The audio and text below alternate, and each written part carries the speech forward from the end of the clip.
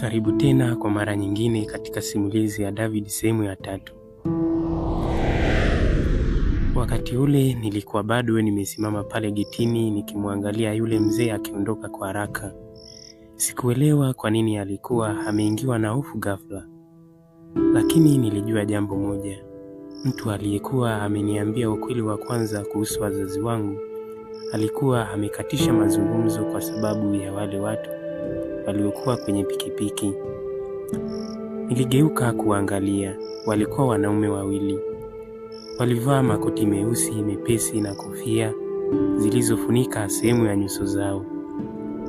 Pikipiki yao ilikuwa bado inawaka. Hakuna aliyesema neno. Walikuwa wananitazama tu. Moyo wangu ulianza kwenda mbio. Nilijiuliza, walikuwa kina nani na walikuwa wananitaka nini? Baada ya sekunde kadhaa, mmoja wao alitoa simu mfukoni. Hakupiga. Alinitazama kisha akaangalia skrini ya simu yake kana kwamba alikuwa anahakikisha mimi ndiye mtu aliyekuwa akimtafuta. Mwishowe walinong'onezana, jambo ambalo sikuweza kulisikia. Kisha dereva aliwasha gia. Pikipiki ikaondoka taratibu. Sikuwahi kuona namba yake vizuri, lakini nilihisi wazi kuwa kuja kwao hakukuwa bahati mbaya. Walikuwa wamekuja kwa ajili yangu. Nilibaki nimeganda kwa dakika kadhaa.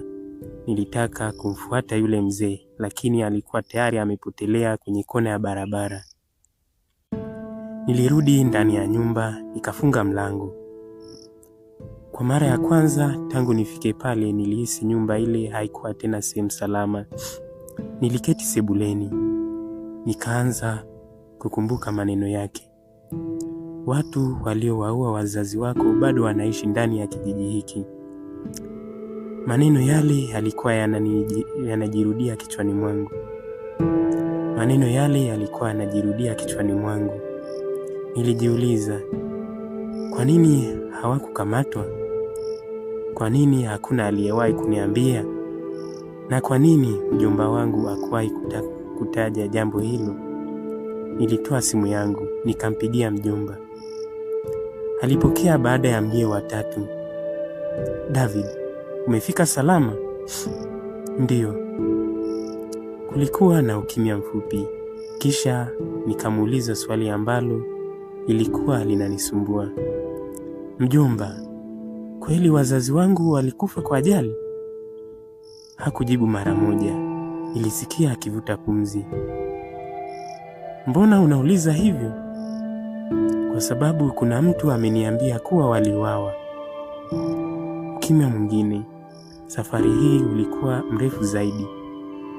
Nilimsikia akisema kwa sauti ya chini, David, usisikilize maneno ya watu wa kijijini.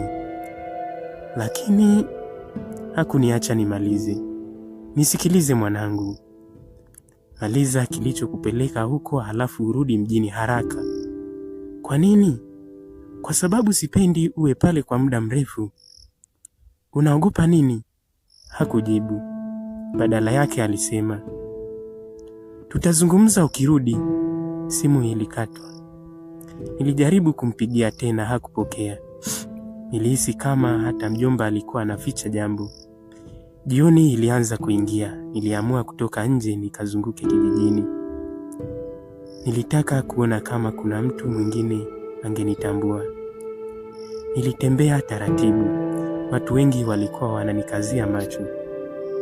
Wengine walikuwa wakinong'ona. Nilipowasalimia walijibu kwa heshima. Lakini niliona wazi walikuwa wanazungumza juu yangu. Nilipita karibu na duka moja la zamani. Mzee aliyekuwa akiuza bidhaa alinitazama kwa muda. Kisha akaniita, kijana. Nilimsogelea. Wewe ni mtoto wa Daniel? Nikatikisa kichwa. Akatabasamu kwa huzuni. Umefanana sana na baba yako. Ulimfahamu? Sana. Nilifurahi. Labda hatimaye ningepata majibu. Lakini kabla sijauliza swali, mwanamke mmoja aliyekuwa akinunua sukari alimkatisha. Mzee, acha hayo. Alimwangalia kwa jicho kali. Yule mzee akanyamaza ghafla. Nikashangaa. Kwa nini kila mtu alikuwa anaogopa kuzungumzia wazazi wangu? Niliondoka pale nikiwa na maswali mengi kuliko majibu. Usiku ulipoingia, nilirudi nyumbani. Hakukuwa na umeme. Nilitumia taa ndogo ya betri. Nikaanza kuchunguza kila chumba. Nilifikia chumba changu cha utotoni. Mlango ulikuwa mgumu kufunguka. Niliposukuma kwa nguvu ukafunguka. Vumbi lilikuwa kali mahali pale. Vitabu vyangu vya zamani vilikuwa bado kwenye rafu. Kulikuwa na mpira mdogo niliokuwa nikichezea nikiwa mtoto. Nikauinua. Nikacheka kidogo. Sikuwahi kufikiria ningeurudia tena baada ya miaka yote hiyo. Nilipoanza kutoka, miguu yangu ikagonga kitu chini ya kitanda. Nikapiga goti. Nikainama kuangalia. Kulikuwa na boksi dogo la mbao.